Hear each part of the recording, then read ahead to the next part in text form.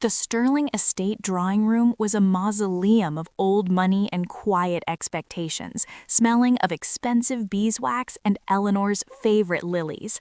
I stood by the heavy mahogany sideboard, my fingers trembling as I looked at Jessica Thorne.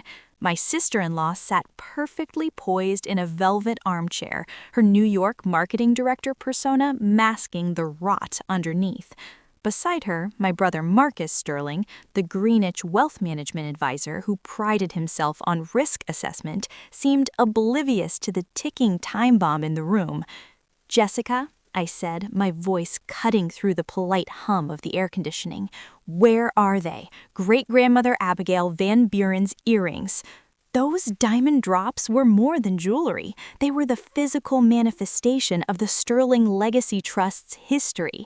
Jessica didn't blink. She reached for her wine, her agnostic cool never wavering. "I have no idea what you're talking about, darling," she said, her voice smooth and dismissive. I didn't argue. I simply pulled out my phone and hit play on the footage from the security camera I'd hidden in my suite. The high-definition screen showed it all. Jessica sneaking into my room, her eyes darting with a frantic, uncharacteristic greed. She bypassed the costume jewelry and went straight for the hidden compartment where the Van Buren diamonds lay. The silence in the drawing room was deafening until Marcus spoke. She did it for a good cause. I turned to him, stunned. A good cause? Marcus, she broke into my room and stole a family heirloom. Jessica stood up then, her poise finally cracking. "We were drowning, okay? The wedding reception costs were spiraling. We needed the liquidity. I pawned them at Midtown pawnbrokers. I was going to get them back before you even noticed." "You pawned Abigail's earrings for flowers and catering?" I felt the heat of 1,000 suns rising in my chest. "You thieving bitch!" I looked at Eleanor and Robert Sterling, my parents, who sat like statues of Episcopalian grace, frozen by the scandal. "Call the cops," I told them. "I'm pressing charges." "Oh, no, you're not," Jessica hissed. She moved faster than I expected. Her palm connected with my cheek in a sharp, stinging slap that echoed off the crown molding. Before I could recoil, she was on me, her fingers tangling in my hair, pulling with a feral strength. I gasped, stumbling back toward the table. Jessica's face was a mask of rage, her eyes wide and bloodshot. She grabbed a heavy crystal glass and smashed it directly over my head. The sound was like a gunshot. Then came the warmth. Red, hot, and viscous, began pouring down my face, stinging my eyes and staining my silk blouse. I collapsed to my knees, the world spinning in a kaleidoscope of fractured glass and pain. Through the haze, I saw Eleanor finally move, her hands trembling as she dialed 911 on the landline. The police arrived with a speed that felt surreal. When they entered the drawing room and saw the blood on the white rug and the jagged wound on my scalp, their faces hardened. I tried to explain, my voice shaking, but Jessica began a frantic counter-narrative. She was screaming that I had attacked her, that she was defending herself, her words a chaotic torrent designed to muddy the waters and hide her crime. The officers weren't moved. They asked to see the footage. When the lead officer watched Jessica pocket the earrings on my phone screen, the room went cold. They didn't need any more convincing. Jessica Thorne was handcuffed right there, her wrists shackled in front of the entire family. As they led her out, I felt a grim, hollow satisfaction. Jessica was the type of person who would do anything to be the center of attention. In her mind, she was a modern-day Daisy Buchanan, or perhaps a tragic, silk-clad Estella Havisham, floating through luxury and hosting jaw-dropping events where she was the undisputed star. But Jessica lacked the capital to support her fantasies. She and Marcus were constantly living beyond their means. During the reception planning, she spoke of it as the event of the decade, determined to have the most stunning venue and expensive flora, regardless of the cost. She was known to max out credit cards, chasing the high of social validation. Even though Marcus knew they were drowning in debt, he remained her primary enabler. He had a history of poor choices, consistently drawn to women who prioritized material possessions over meaningful connection, hollow beauties who shone on the surface. Jessica was no exception. Her fixation on status was obvious long before the wedding. Marcus ignored the warnings, tethered to her by a deep-seated fear of being alone. He mistook her obsession with appearance for elegance, overlooking flaws that were glaring to everyone else. When Jessica sold the earrings and got arrested, Marcus reacted exactly as expected. That very night, he bailed her out of jail without hesitation. It didn't matter that she had betrayed the family's trust. His loyalty was a blind, stubborn thing. He came to me later that night, furious. "You're blowing this out of proportion," he spat, his Greenwich polish replaced with a sharp edge. "The earrings weren't even that valuable," Jessica said. Jessica was desperate. "She's part of the family now. She had every right to those earrings."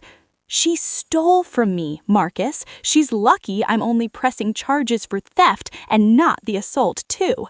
Instead of understanding, he began spinning the situation, telling the family I was being dramatic and had always been jealous of Jessica. He even had the nerve to tell our extended family that I had gifted her the earrings. My parents, initially supportive, began to waver. Marcus had always been the golden child, the youngest who could do no wrong. He played the loyal husband card, insisting he was merely protecting his wife. A few days later, my phone rang. I heard the exhaustion in Eleanor's voice, instantly. After some hesitant small talk, the transparent bridge to an uncomfortable subject, she revealed she'd spoken to Marcus and heard his version of the truth. She said the situation had gotten out of hand and suggested that I should be the one to apologize to Jessica to help the family heal. I couldn't believe it. Apologize to Jessica for getting struck and having a glass shattered over me for the theft of our heirloom? My chest tightened as I realized Eleanor was more worried about public optics than my actual safety. I hung up. Soon enough, the family was split down the middle. My own blood was turning against me because of my brother's lies. Heartbroken but resolute, I decided to fully press charges. I wasn't going to let her walk away scot-free. If my brother wanted to protect his wife at all costs, fine, but I wasn't about to let them gaslight me. It was theft, plain and simple. I reached out to Sarah Jenkins, a sharp paralegal at Crane, Poole & Schmidt, to ensure our evidence was airtight. I even heard through the grapevine that Liam O'Connell, a local agent, had noticed their financial strain during a recent property inquiry. I was pressing charges at the Manhattan District Court. Marcus wasted no time in twisting the situation to protect Jessica, but as the proceedings began, he found that even the most expensive lies can't always cover the truth. Marcus was relentless in his calculated pursuit of my social ruin. He spent weeks telling anyone who would listen, from the prestigious partners at his firm to the old money socialites lounging in Greenwich, that I was solely motivated by a base, unrefined greed. In his polished version of the story, I had blown a minor family misunderstanding entirely out of proportion because I was consumed by a deep-seated, pathological jealousy of Jessica Thorne.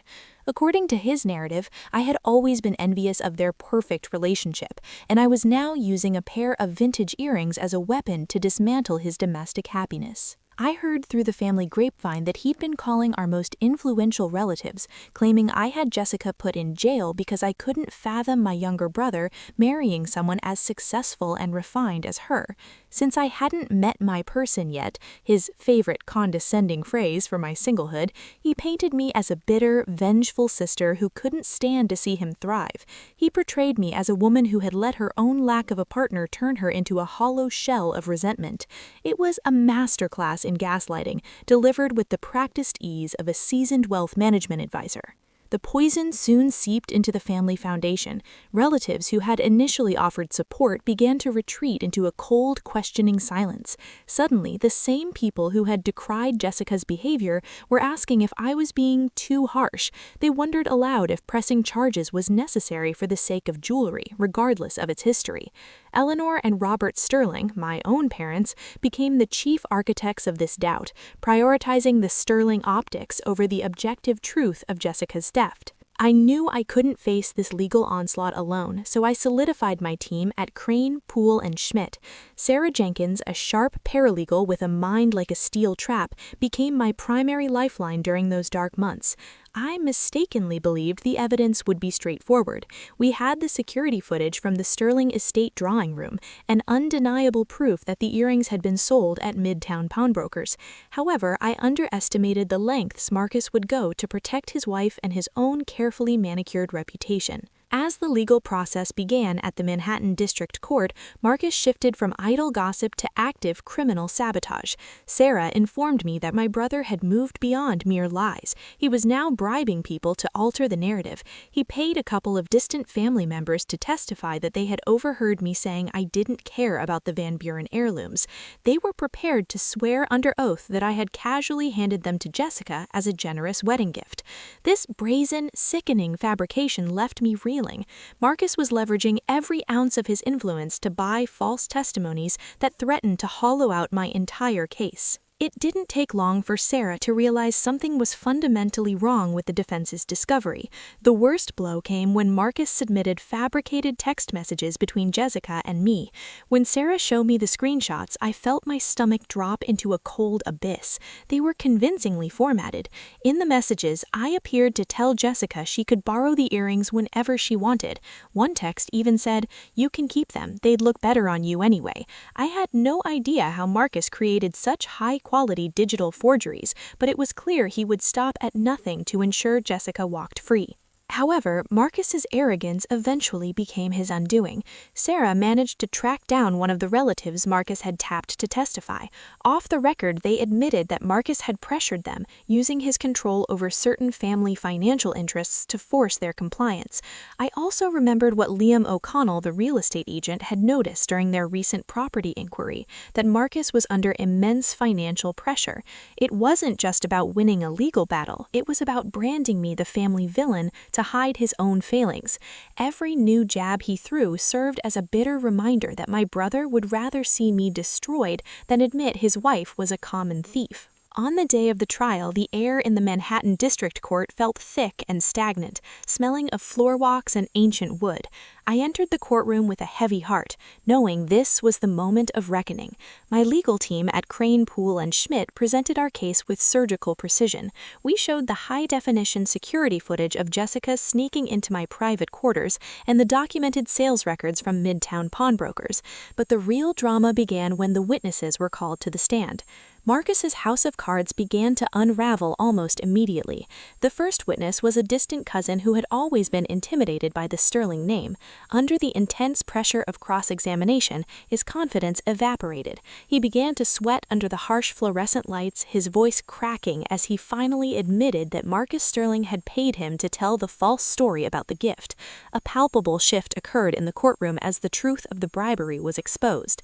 Next came a family friend who, faced with the threat of perjury charge, also confessed to being bought by Marcus.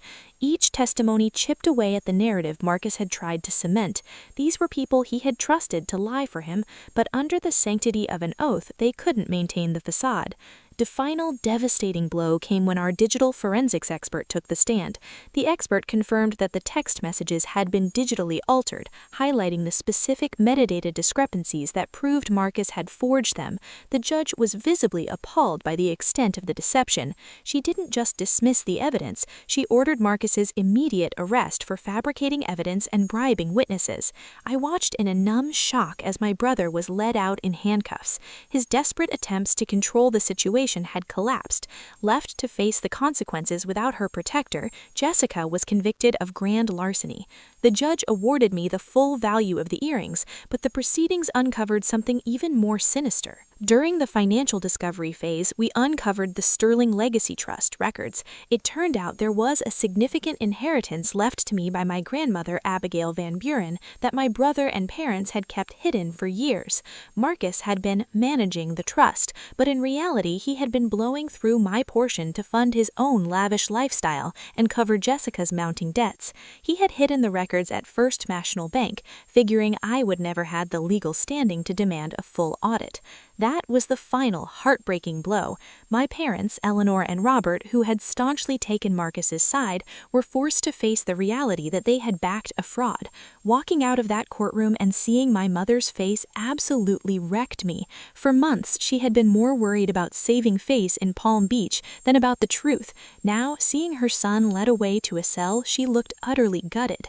She had been holding on to a fragging hope that our family could return to its polished, artificial normal, but that hope was gone. Once the legal dust finally settled, the Sterling Legacy Trust was transferred into my sole control. At first, the money felt tainted, a reminder of every lie told in the Sterling estate drawing room. I knew I needed to get away from the suffocating atmosphere of New York City. I used a portion of the inheritance to book a trip to Nassau, Bahamas. I found a bitter irony in the fact that the very money Marcus tried to steal was now funding my escape while he began his sentence. In Nassau, I could finally breathe. The turquoise water and the steady rhythm of the tides provided a sanctuary that the Sterling family never could. I wasn't constantly looking over my shoulder or thinking about the trial or my broken family. I swam, I read, and I let the sun burn away the lingering resentment. Now, Marcus is facing years in prison, Jessica's reputation is in ruins, and my relationship with my parents remains a fractured, complicated mess. I have cut ties with my brother completely. There is no coming back from that level of betrayal. Eleanor and Robert are trying to make amends, but it is hard to forget how quickly they turned on me. I am no longer the jealous sister Marcus tried to create. I am simply a woman who fought for the truth and finally found her own peace.